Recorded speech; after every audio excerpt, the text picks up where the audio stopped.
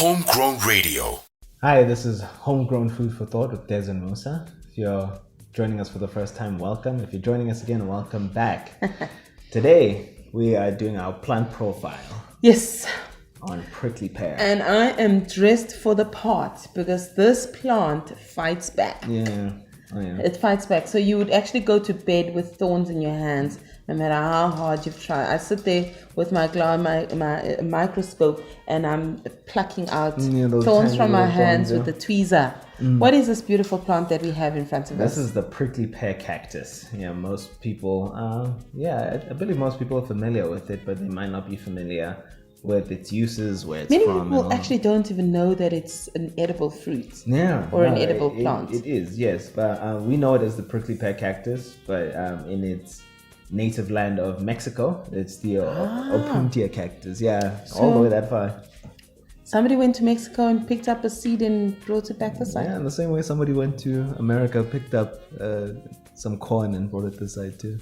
Yeah, it's just hard to believe that corn, which has become such a staple food in Africa, is not indigenous to Africa. Yeah. That is just a big shocker for me. So let's talk about this very lethal plant. I say lethal because you can't fall on it by mistake. Yeah, no. You can't walk through it. It makes an amazing fence. Yeah. You don't need an electric fence if you have this. An edible fence, which if you walk through it, you will not.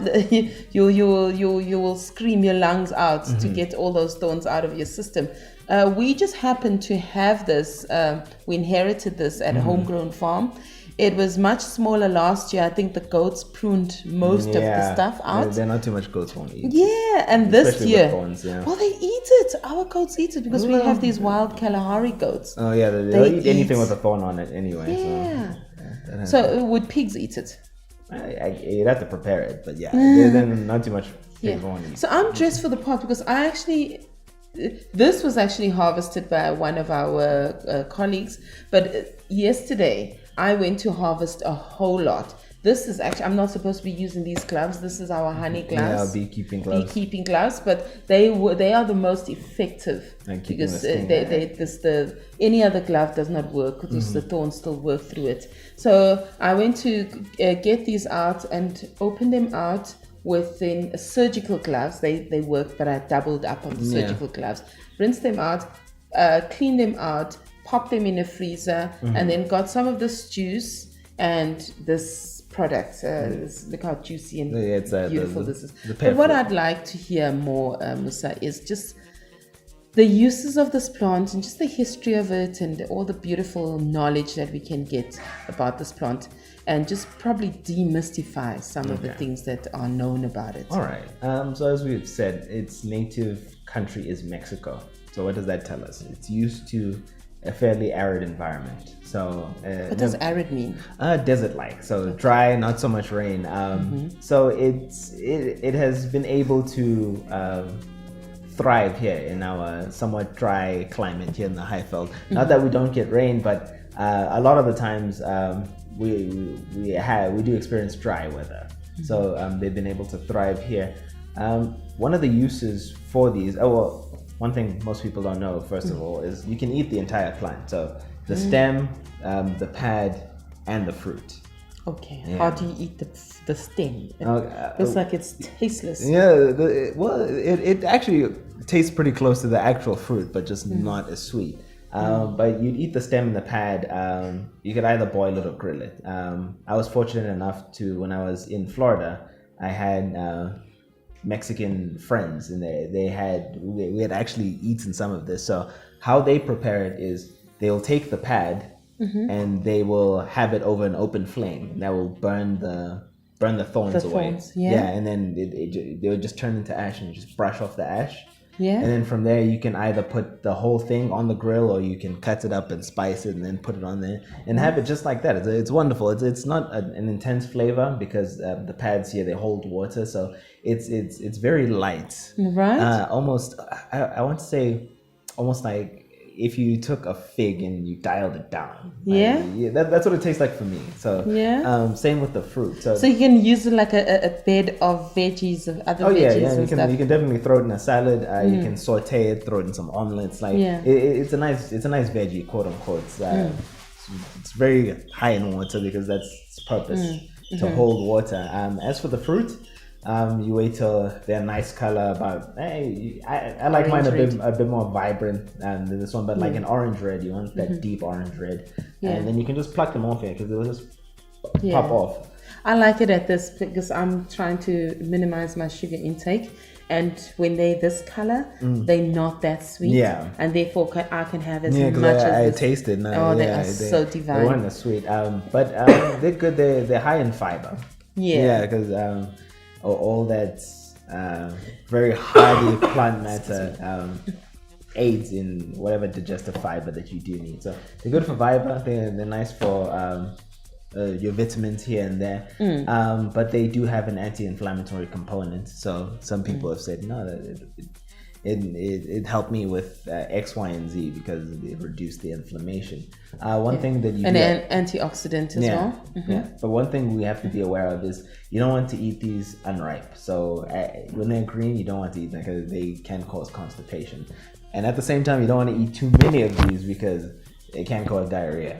So you need like a happy medium. Wow. Of prickly pear, but it can be a staple. I'm gonna go ahead and try some. Yeah, you can eat it every day. Cool. And for those who haven't had prickly pear before, one thing that might shock you is how hard the seeds are. They're quite a mission to bite through. The reason being is because that's how it disperses itself. So in these prickly pears, there are these really hard seeds, and because they don't have legs and can't get around, once, let's say, an animal like a ground squirrel or some kind of bird comes and takes this, you don't want them to harm the seed because the plant has placed all its energy and resources into creating into creating that. So it protects that with a very hard coating. So when whatever animal does eat it goes elsewhere, it can disperse the seeds and the seeds can still persist. So that's just one thing that might take you by surprise if you're eating a prickly pear for the first time. They have like very hard seeds. But the other thing I want to point out is this wonderful orange color. Yeah, that's where all your vitamins and whatnot come in. Burnt orange, all the flavonoids. And if you'd like just the juice from your prickly pear and the flesh, like we've done here today, you want to put it in the freezer. And the reason we put it in the freezer is because it's water rich. Once the water inside freezes, it creates ice crystals. Those ice crystals will puncture cell walls and all of that. And once it thaws, like the juice just comes flowing out. It's the same thing that happens to an apple. If you've ever put an apple in the freezer and you've taken it out and it's all mushy, it's mushy because all that its cellular structure has been compromised by it, like being punctured by the ice crystals that formed inside it while it had frozen. So it's the same thing. The juice tastes wonderful. I like the juice. It's light. I like this plant because it's light. It's not too much flavor. Yeah, it's not too little. Like it's a nice medium. Oh, I love it.